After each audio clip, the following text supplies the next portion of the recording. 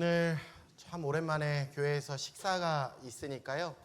예배 마치고 식사 꼭 하시고 또 차 한잔 하시고 그리고 이따가 오후 2시에도 오늘은 성경 퀴즈 대회에 같이 꼭 참여해 주셔서 여러분 즐거운 한날 되시길 교회 안에서 정말 평안한 하루가 되시길 예수님의 이름으로 축복해 드립니다. 아마 여러분들 중에서도 저와 비슷한 분이 계시겠지만 저는요 제 인생의 여정에 가장 많은 삶의 자리를 차지했던 무대가 다름 아닌 교회였습니다. 물론 제가 자라난 곳은 가정이었고 제가 배운 곳은 학교였지만 그럼에도 가장 오랜 시간 머물고 또 가장 많은 것을 배울 수 있었던 곳, 그곳은 바로 교회다라는 사실이죠.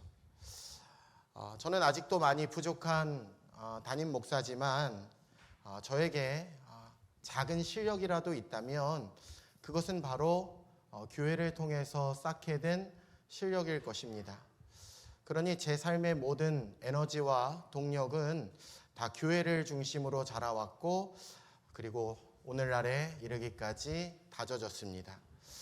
저는요 흔히 이야기하는 것처럼 모태신앙입니다. 어머니의 뱃속 그 모태에서부터 교회를 다녔지요. 물론 태중에서 있었던 일들이라 그것을 지금은 의식적으로 하나하나 다 기억이 전혀 나지 않지만 제 세포 하나하나에 그 흔적들은 여전히 남아있다라고 저는 분명히 믿고 있습니다. 그렇잖아요, 여러분. 분명히 태교라는 것이 엄연히 있는 것이고 태중의 아이는요, 뱃속에 있는 아이는 그 엄마가 말하는 것, 생각하는 것, 보는 것, 듣는 것, 그리고 그 엄마가 느끼게 되는 이 모든 것들을 아이도 함께 느끼고 함께 보고 함께 듣는다라는 사실이 모든 의학자들의 정설이라면 저는요 틀림없이 저희 어머니 뱃속에서부터 어머니가 그렇게 많이 부르셨던 찬송가를 같이 불렀을 것이고요. 당시 교회를 개척하게 되면서 간절함으로 하나님 앞에 드렸던 그 어머니의 기도를 저도 뱃속 안에서 따라했을 것입니다. 어머니가 들었던 그 주옥과도 같은 하나님의 말씀을 저도 뱃속에서 같이 들었으며 그 어머님의 신앙, 그 진지함 속에 저는 함께 자라났다라는 사실이죠. 그러니 제가 태어나기도 전에 저의 인격은요 어찌됐든 당시 아버지와 또 어머니의 삶의 터전이었던 우리 금천중앙침례교회로부터 가장 큰 영향력을 받을 수밖에 없었다라는 사실이에요. 저는요 유치원도 교회 부설이었던 베델 유치원에 다녔고요. 교회에 성가대를 통해서 음악이라는 것을 배우게 되었습니다. 교회에서 연극도 배우게 되었고요. 제가 어린 시절에는 성도님들이 저희 집에 성미를 가져다 주셨어요. 쌀입니다. 그 쌀을 먹고 자라났고 오늘날 이렇게 크게 되었다라는 사실이에요. 제 인생의 반려자도 저는 교회 안에서 만났습니다. 심지어 교회 안에서 결혼식도 했습니다. 제가 수백 번 들은 이야기는요, 제가 결혼하는 그날 음식을 준비하다가 우리 권사님들이 죽을 뻔하셨다라는 이야기를 수백 번 들었습니다. 저는 오늘날에도 여전히 교회에서 일을 하고 있고요. 교회 안에서 웃고 있고요. 교회 안에서 웁니다. 오직 교회가 제 머릿속에 90% 이상을 차지하고 있습니다. 특별히 제가 금천중앙침례교회 담임 목사로 와서는 지난 10여 년이라는 시간 동안 저는 또한 제 인생의 가장 중요한 것들을 이 교회 안에서 느끼게 되었고 이 교회 안에서 생각하고 있습니다. 누구의 말대로 정말 제 인생의 모든 건 교회 안에서 배웠고요. 교회 안에서 살아가고 있습니다. 이것이 교회가 오늘날 저에게 나타낸 영향력이었고요. 교회가 제 인생에 가지고 있는 의미다라고 이야기할 수 있습니다. 그러니 여러분, 제가 어떻게 제 인생에서 교회를 사랑하지 않을 수가 있겠습니까? 어떻게 교회를 소중히 여기지 않을 수 있겠습니까?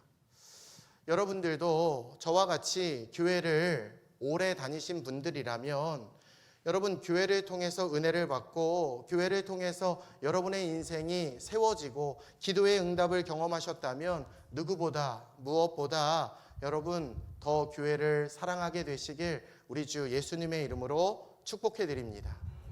혹시 여러분들이 교회를 나오신 지 얼마 되시지 않았다 하더라도 교회를 통해서만 가능한 한 값진 구원을 얻게 된다는 것, 교회를 통해서만 가능한 우리 하나님 만날 수 있다는 것, 교회를 향한 여러분 이 같은 사랑에 결코 열애가 되지 않게 되시길 우리 주 예수님의 이름으로 축복해 드립니다.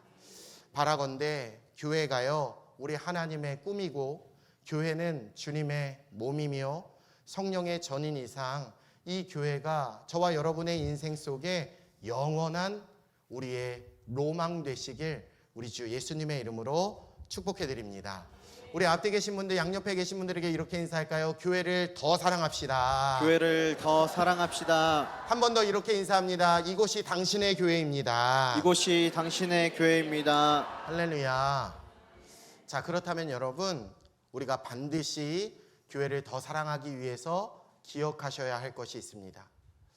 사랑은요 저절로 지켜가는 것이 아니기 때문입니다. 사랑은 가꾸어야 하고 노력을 해야 하는 수고가 있어야 한다라는 것이죠. 사랑은 너무나도 좋은 것이지만 그 사랑이 때로는 깨어지는 그 이유는요 미숙함 때문입니다. 그러므로 교회 생활에 미숙하시면 안 됩니다. 교회 생활에 성숙하게 되시길 예수님의 이름으로 축복해 드립니다. 자, 오늘 우리 교회 창립 44주년을 맞아서 자, 그렇다면 우리가 어떻게 더 성숙한 교회 생활을 이루어갈 수 있을까? 저는 여러분들과 세 가지로 생각해 보길 원하는데요. 자, 먼저 교회 생활은 은혜로 하셔야 한다라는 사실이에요.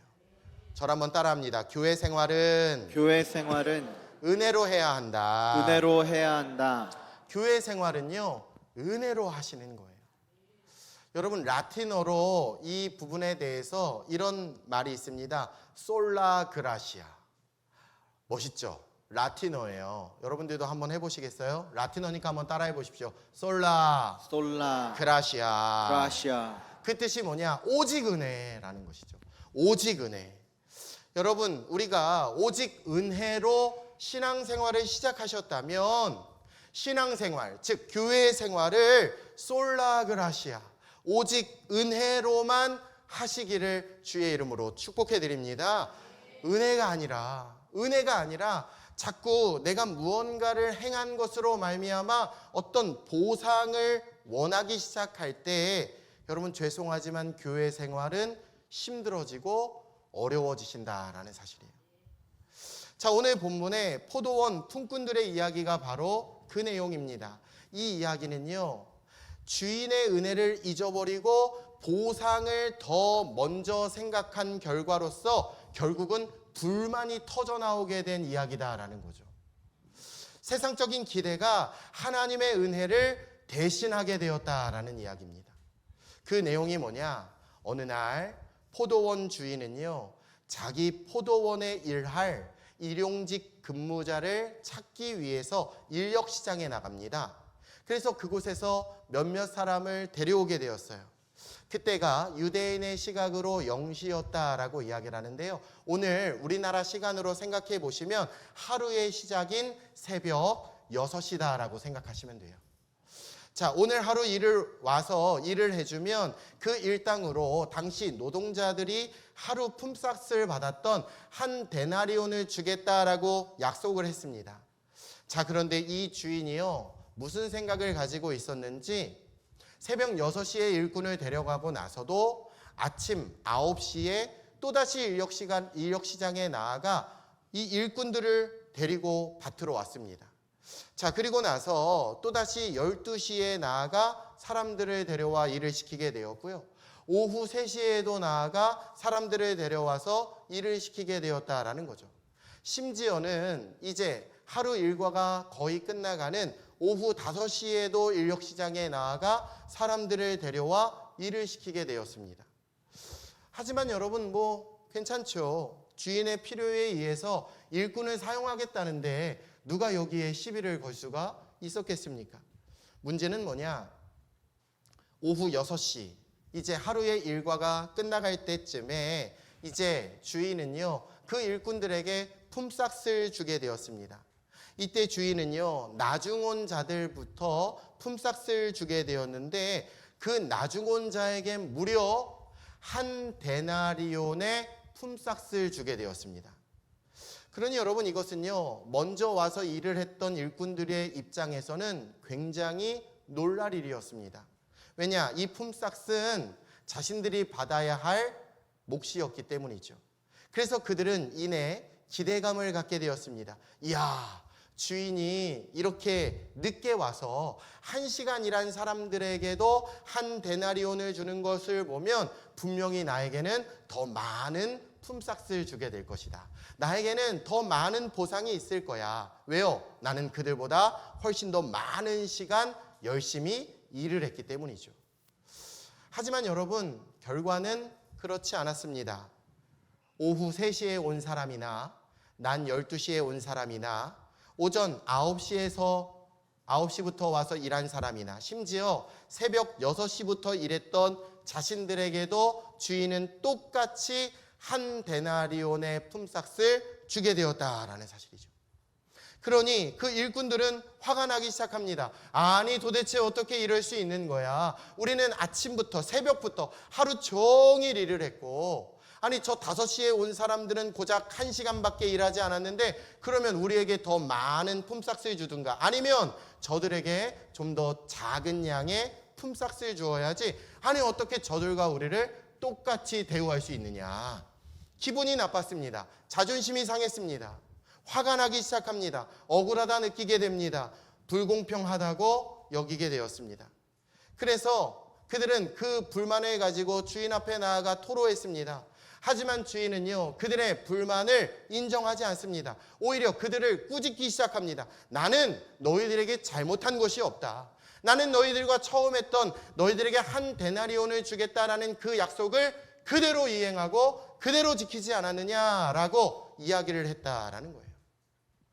여러분, 언뜻 보면 이것은요, 마치 직장 생활을 한 10년 한 사람과 이제 직장에 막 들어온 사람을 똑같이 동등한 모습으로 대우하는 이야기로 비춰지게 됩니다.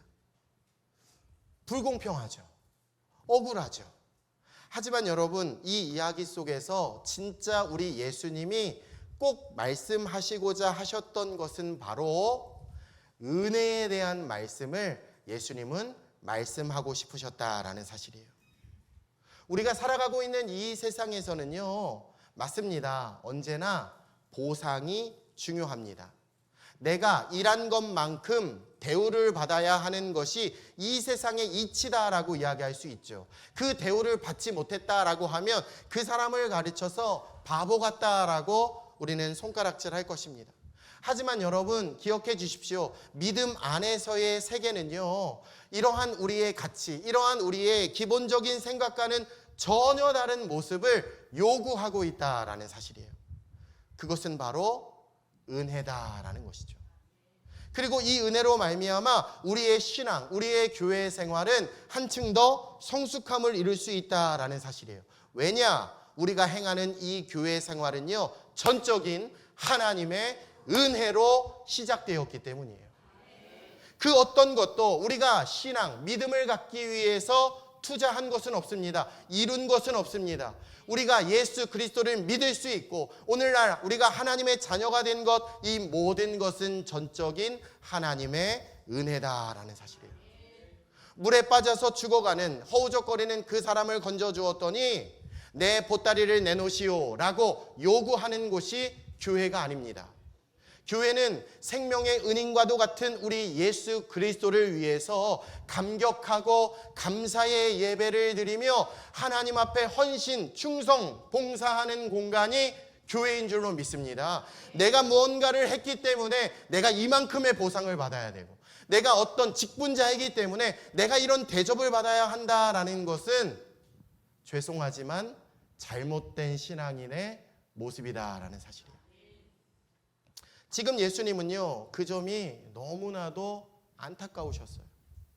자신을 따르는 제자들이 지금 이런 마음을 가지고 있었기 때문이죠.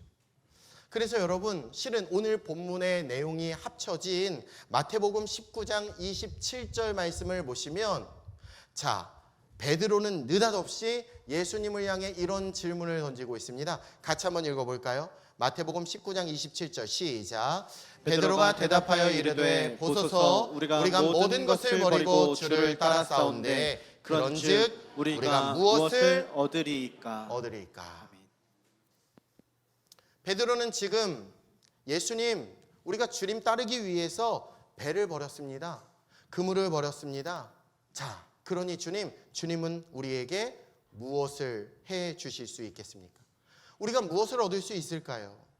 물론 여러분, 우리가 세상적인 관점으로 생각해 보면 베드로가 하는 이 말은 100% 이해가 됩니다. 공감이 됩니다. 실제로 그의 삶이 그랬기 때문이에요. 예수님의 공생의 초창기부터 베드로는 예수님을 쫓았습니다. 베드로는요, 자신의 배, 자신의 그물을 버렸습니다. 이 말인즉슨 자신의 직업을 포기했습니다. 자신의 삶을 드렸습니다. 예수님께 헌신했습니다. 그러니 그런 자신이었기 때문에 당당하게 예수님 앞에 와서 그는 요구할 수 있었습니다. 주님, 나는 주님을 위해서 이렇게 헌신했습니다. 나는 주님을 위해서 이렇게 드렸습니다. 그렇다면 주님은 나에게 무엇을 주시겠습니까? 내가 무엇을 얻을 수 있을까요? 그런데 여러분, 오늘 베드로가요, 이렇게 주님 앞에 당당히 자신의 것을 요구하고 있지만 그는 실상 아주 중요한 것을 놓치고 있었어요. 그것은 순서에 있어서도 그랬고 크기에 있어서도 그랬습니다. 먼저 지금 예수님이 베드로에게 베풀어 주신 그 은혜, 베드로를 수제자 삼아 주시고 그를 사랑해 주신 그 사랑과 베드로가 예수님께 드렸던 그 헌신, 충성, 봉사의 크기는 실은 비교의 대상조차 될 수가 없다라는 사실이에요. 아무렴 베드로의 드림, 그의 헌신, 충성이 예수님에게 받은 것보다 더 클 수 있겠습니까? 오늘날 지옥 갈 수밖에 없는 저와 여러분이에요. 그런데 우리를 천국 시민권자로 구원해 주시고 우리를 살려주시고 우리의 모든 죄와 허물을 용서해 주신 그 은혜가 큰 것이지, 우리가 주님을 위해서 주님 제가 이렇게 헌신했습니다, 주님 제가 이렇게 봉사했습니다, 주님 제가 이렇게 주님께 드렸습니다 하는 이 모든 것보다 과연 클 수가 있겠느냐라는 사실이죠. 주님이 우리에게 주신 은혜가 여러분 그 무엇과도 비교할 수 없는 줄로 믿습니다. 순서도 그렇습니다. 기억해 주십시오. 여러분, 은혜를 베풀어 주신 것은 주님이 먼저이시다라는 사실이에요.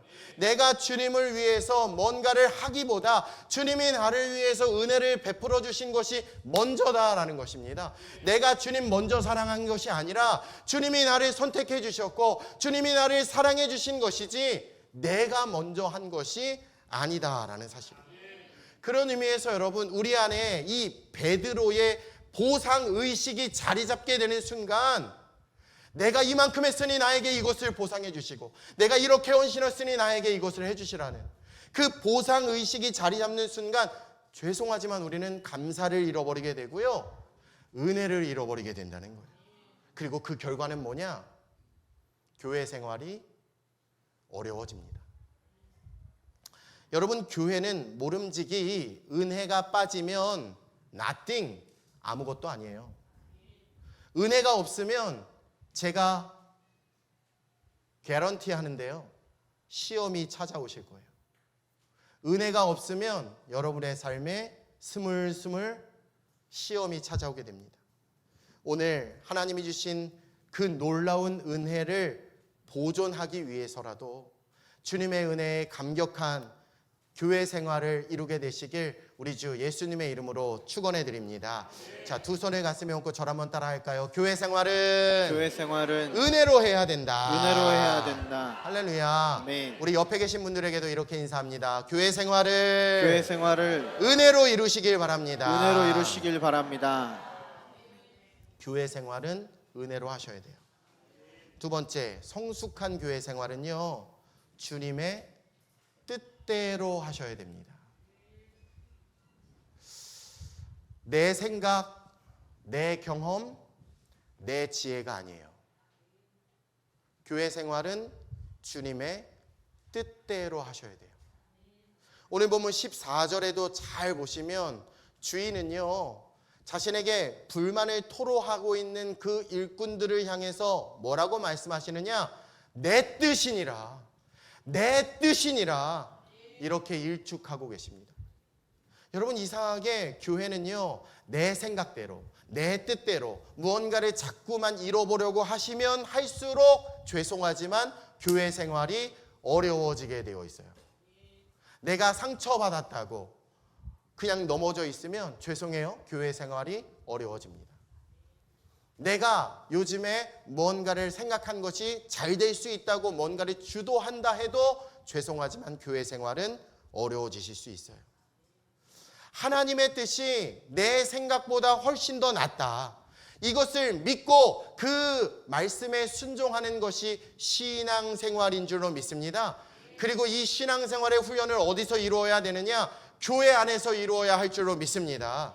성경을 보시면요, 눈에 보이는 부모에게도 제대로 섬기지 못하는 사람이 아니 도대체 어떻게 하나님을 잘 섬길 수 있겠느냐라고 말씀하셨듯이 우리 눈에 가시적으로 보이는 이 교회도 제대로 섬기지 못하면서, 이 교회의 말씀에도 제대로 섬기지 못하면서 우리가 어떻게 하나님을 제대로 섬기고 어떻게 하나님의 말씀을 따라갈 수 있겠느냐라는 사실이에요. 때로는 내가 바라보는 시선에 따라서 뭔가 더 좋은 길이 있어 보이고 내가 경험한 것에 따라서 이게 더 나은 방법이다라고 손치더라도 교회를 향해 말씀하시는 그 하나님의 말씀, 그 하나님의 뜻에 우리가 아멘으로 순종하며 나아갈 때 여러분, 그 교회에서 배울 수 있는 겸손, 순종으로 말미암아 우리는 더 큰 신앙의 유익함을 누리게 될 줄로 믿으시길 주님의 이름으로 축복해 드립니다. 하나님의 생각이 내 생각보다 더 높고 더 넓고 크시다는 것을 인정하시고 오늘도 그 하나님의 말씀 앞에 아멘, 그 하나님의 말씀 앞에 아멘. 저 뒤에 분들이 안 하셨어요. 그 하나님의 말씀 앞에 아멘, 아멘 할 수 있는 저와 여러분이 다 되시길 예수님의 이름으로 축복해 드립니다. 마지막 성숙한 교회 생활은요, 먼저 된 자가 나중된 자를 품어야 된다라는 사실이에요. 여러분, 교회는 그 어떤 공동체보다 먼저 된 자의 겸손함, 먼저 된 자의 아량을 아주 중요하게 여기는 공동체입니다. 오늘 본문 말씀도 실은 이것을 가장 강조하고 있어요. 서론에서도 그렇고 결론에서도 그렇습니다. 오늘 이 이야기의 서론은요, 실은 마태복음 20장이 아니라 마태복음 19장 30절 말씀이에요. 이게 오늘 본문의 서론입니다. 같이 한번 읽어볼까요? 자, 그 시작을 이렇게 하죠. 시작. 그러나 먼저 된 자로서 나중되고 나중된 자로서 먼저 될 자가 많으니라. 아멘. 이게 오늘 본문의 시작이에요. 자, 그리고 오늘 본문의 결론도 마태복음 20장 16절, 아까 우리가 읽었던 말씀인데요. 함께 읽어볼까요? 시작. 이와 같이 나중된 자로서 먼저 되고 먼저 된 자로서 나중되리라. 먼저 된 자가 나중되고 나중된 자가 먼저 되어야 된다. 여러분, 성경이 우리들에게 반복해서 강요하면 제가 말씀드렸어요. 그건 그만큼 중요하기 때문이다라는 거죠. 먼저 된 자는 나중된 자를 더 섬겨야 할 줄로 믿습니다. 크고 높은 자는 낮고 나중된 자를 더 섬겨야 할 줄로 믿습니다. 직분자는 새 가족을 섬겨야 한다라고 성경은 우리들에게 제시하고 있다라는 것이죠. 여러분, 이것을 비단 의무로 여길 것이 아니라 그 섬기는 것에 대한 것을 특권으로 여겨라라는 것이 성경의 가르침인 줄로 믿습니다. 내가 장로요 권사로서, 내가 안수 집사요 집사로서 우리 교회 새 가족이 오게 되었을 때 그를 섬길 수 있는 것, 그를 높여줄 수 있는 것, 이것은 의무가 아니라 할렐루야 특권인 줄로 믿습니다. 내가 장로니까 할 수 있는 거다. 내가 권사니까 할 수 있는 거다. 내가 안수 집사니까 할 수 있는 거야. 여러분, 특권인 줄로 믿습니다. 예를 들면 이런 거죠. 비행기를 타보시면, 자, 비행기를 탈 때 조종사가 있고 또 승무원들이 있고 또 그 안에 타는 승객들이 있습니다. 자, 그러면 여러분 퀴즈를 낼게요. 그 비행기에 누가 먼저 타게 될까요? 비행기에 가장 먼저 탑승하는 사람이 누굴까요? 승무원하고 조종사. 승무원하고 조종사가 항상 승객보다 먼저 타요. 승객이 먼저 비행기를 탔다? 그거 이상한 비행기예요. 자, 그러면 이 조종사와 이 승무원들이 비행기에 먼저 탑승해서 무엇을 하느냐? 조종사는요, 먼저 그 비행기의 면면을 아주 상세하게 체크를 합니다. 엔진은 이상이 없는지, 시동을 걸어보고 앞에 이 앞을 잘 볼 수 있게 유리는 잘 청소가 되어 있는지, 또 작동은 잘 되는지, 에어컨은 나오는지, 히터는 나오는지, 이 모든 상황들에 대해서 아주 면밀하게 체크를 해야 된다라는 거예요. 승무원들도 그 비행기의 청소 상태는 제대로 되어 있는지, 화장실은 깨끗한지, 담요는 준비가 되어 있는지, 승객들이 이제 비행기를 타서 음식을 먹게 될 터인데 그 음식들은 잘 준비가 되어 있는지, 모든 것들이 잘 갖추어져 있는지, 그 먼저 탑승한 사람들은요, 그 모든 것들을 살펴보게 된다라는 거죠. 그리고 나서 드디어 레디, 준비가 되면 비로소 승객들이 탑승하게 됩니다. 자, 그리고 나서 비행기가 이륙하게 돼요. 그리고 목적지에 도달하게 되면 착륙하게 됩니다. 자, 그리고 나서 그 목적지에 착륙하게 되면, 도착하게 되면 이제는 반대가 돼요. 승객들이 먼저 내립니다. 그들은 나중에 탔지만 도착지에서는 가장 먼저 내립니다. 특히 비행기에 어떤 사고가 나거나 위급한 상황이 벌어지게 되면 먼저 승객들을 대피시킵니다. 이것이 그 비행기에 앞서 타게 되었던 조종사와 승무원들의 사명이에요. 여러분, 이것은 바로 먼저 된 자가 나중된 자를 섬기는 부분에 대해서 정확하게 우리들에게 보여주고 있는 모습이다라고 할 수 있습니다. 여러분, 내가 먼저 교회라는 비행기에 타게 되신 거예요. 그리고 이 교회라는 은혜의 비행기 안에서, 자, 그렇다면 우리는 과연 무엇을 해야 할까요? 조종사의 직무를 맡은 자는요, 비행기의 엔진이나 비행기의 어떤 모든 기계에 결함이 없는지를 면밀하게 살펴보아야 됩니다. 승무원들은요, 다른 모든 방면들에 대해서 돌아보고 살펴보아야 된다는 거죠. 승객들이 이 은혜의 비행기 안에 탑승하게 되었을 때 그들이 불편함을 느끼지 않도록, 그들이 안전하고 편안한 여행을 통해서 천국까지 인도할 수 있도록 우리는 노력을 해야 한다라는 거죠.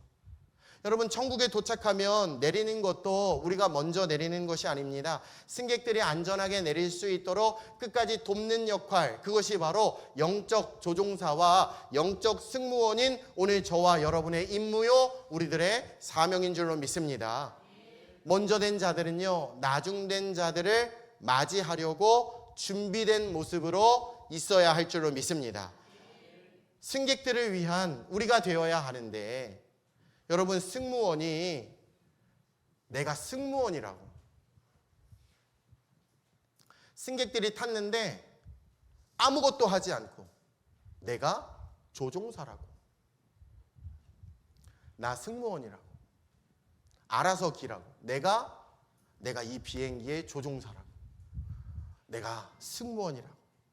여러분, 무언가를 자꾸만 더 대접받길 원한다면, 내가 교회 안에서 이런 사람이라고, 내가 교회 안에서 장로요, 권사요, 안수집사요, 목사요, 내가 교회를 30년, 40년 다녔고 내가 이 교회의 어떤 사람이라고, 여러분, 그렇게 자신의 기득권을 주장하길 원한다면 죄송합니다. 죄송하지만 그는 승무원으로서, 그는 조종사로서의 자격이 없다라는 사실이에요.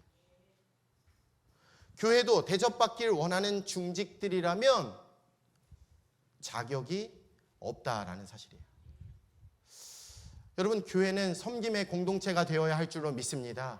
우리 모두가 영적 조종사요, 영적 승무원이 되어야 할 줄로 믿습니다. 우리 교회에 함께 타게 되는 영적 동역자들을 더욱더 겸손한 모습으로 섬기고 그들을 품는 저와 여러분이 다 되시길 우리 주 예수님의 이름으로 축복해 드립니다. 우리 두 손을 가슴에 얹고 저를 한번 따라할까요? 먼저 된 자가 나중된 자를 품어야 한다. 섬겨야 한다. 할렐루야. 아멘. 할렐루야. 네.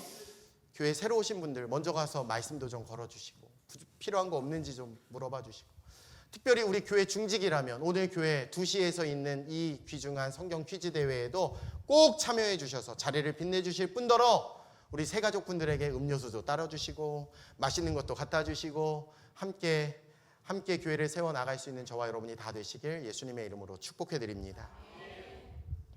여러분, 우리의 신분은요, 우리가 비록 6시에 부름을 받았다 손치더라도 오늘 우리들의 마음은 오후 5시에 부름받은 사람의 마음으로 돌아가셔야 됩니다.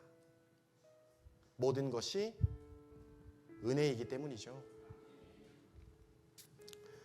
새벽부터 인력시장에 나와서 아무도 찾아주지 않는 그 11시간에 초조하고 불안하고 나는 오늘도 일을 할 수 없구나, 나는 오늘도 아무런 벌이를 할 수 없구나 라고 낭망해 있는 그 기다림의 시간을 보내야 했던 그 마음을, 그 오후 5시에 온 사람들의 그 마음을 우리가 헤아려 보아야 된다라는 거죠. 여러분, 그에 비하면 우리는요, 새벽 6시에 주인의 일터에 들어와서 아무 걱정 없이 하루를 보내고 있지 않습니까? 왜요? 나는 한 데나리온을 받을 자이기 때문에. 품삯을 떠나서 내가 새벽 6시에 뽑힐 수 있다라는 이 사실 하나만으로도 그 자리에서 여전히 기다리고 마음을 졸여야 하는 그 사람들보다 내가 이 일터에서 일은 좀 더 하더라도 일할 수 있다는 것 자체가 은혜요 감사이며, 여러분, 그 안에서 보내는 것이 훨씬 더 보람되고 좋은 모습이다라는 사실이에요. 그러니 그것은 축복인 줄로 믿습니다. 교회 안에 와서 내가 직분자로서 누군가를 섬길 수 있다라는 것은 은혜요 축복인 줄로 믿습니다. 그 축복을 깨달아 신앙생활 할 수 있다면 틀림없이 저는 여러분들의 교회 생활이 기쁨이 넘치게 될 줄로 믿습니다. 행복이 넘치게 될 줄로 믿습니다. 은혜가 가득할 줄로 믿습니다. 감사함으로 나아갈 수 있는 줄로 믿습니다. 이 말이 뭐냐? 성숙한 교회 생활을 이루실 수 있다라는 거예요. 창립 44주년 은혜로만 신앙생활 하시길 바랍니다. 제발 은혜로만 신앙생활 하시길 바랍니다. 하나님이 우리에게 말씀하시면 내 생각과 좀 달라도, 내 기준과 좀 달라도 맞습니다. 하나님의 뜻이 내 인생의 길이요 표지판인 줄로 믿습니다. 그 말씀을 쫓아가는 것, 그 내비게이션을 따라가는 것, 여러분, 그때 우리는 성숙한 교회 생활을 할 수 있게 될 줄로 믿습니다. 더 나아가서 우리 교회는 앞으로 부흥하게 될 것입니다. 성장하게 될 것입니다. 새 가족들이 교회에 오면 뭐 왔나 보다, 뭐 알아서 하겠지가 아니라, 새 가족이 오면 평소 때 좀 잘 안 웃으셔도 좀 웃으시고, 안녕하세요, 반가워요, 어디 사세요, 저는 이 교회 장로 누구누구입니다, 저는 권사 누구누구입니다, 좀 그때는 좀 웃으면서 여러분 좀 맞이해 주시고 따뜻하게 품어주시고, 먼저 된 자로서 여러분 나중된 자를 품을 수 있는 이 성숙한 교회 생활, 우리 금천중앙 침례교회 지금까지의 44년보다 앞으로가 더 빛날 우리 교회의 모든 걸음을 주께서 인도하시고 성숙한 저와 여러분을 통해서 하나님이 일하여 주실 줄로 믿습니다. 오늘도 주 안에 행복하시고 주 안에 세워져 가는 거룩하고 복된 저와 여러분, 우리 교회가 되시길 예수님의 이름으로 축원합니다. 우리 앞뒤 계신 분들에게 이렇게 같이 인사할까요? 사랑합니다. 사랑합니다. 축복합니다. 축복합니다. 감사합니다. 감사합니다. 할렐루야. 아멘. 서로의 존재로 말미암아 감사하고 기뻐하고 그리고 희망찬 미래를 만들어갈 수 있는 우리 교회가 되시길 주의 이름으로 축원합니다.